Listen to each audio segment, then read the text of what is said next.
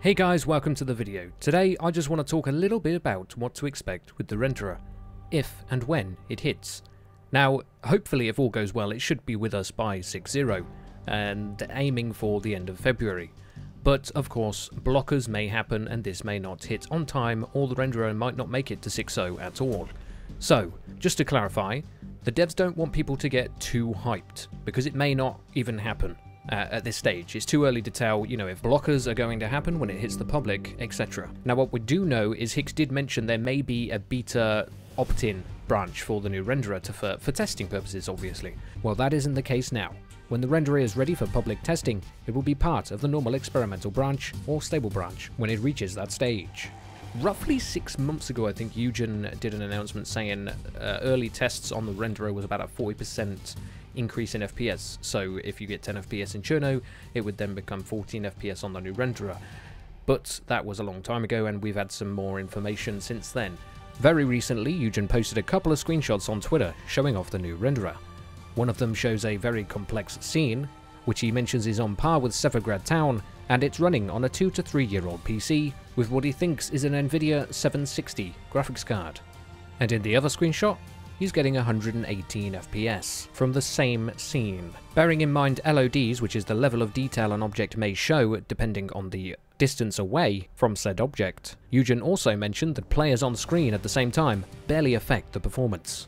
So, the main focus of this video is, do not get too hyped over the renderer. We still don't know if it's going to make it to 6.0 or even 6.1 yet. It's all dependent on blockers. I am excited as much as you guys are, and the developers are also just as hyped as we are to get that out there, make people happy, good FPS for everybody.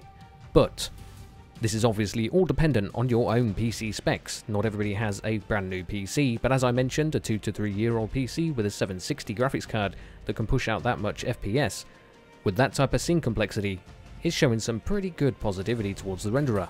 There will also be optimization phases and iterations over the development of the renderer once it has gone public, so not everybody might get great FPS initially, or not until their phase of optimization has hit. Obviously at the moment I'm talking on this as a non-developer, so I may be inaccurate on this, but I'm sure some of you that are more knowledgeable on development and the implementation of a renderer and optimization could maybe fill in the blanks for us in the comments below. Finally, the renderer is one part of many for the Enfusion engine as a whole. We also have improvements to the new UI on the way, which as we know from 059's new UI testing, has dramatically increased FPS for some people. And that's before any optimizations or renderer has happened.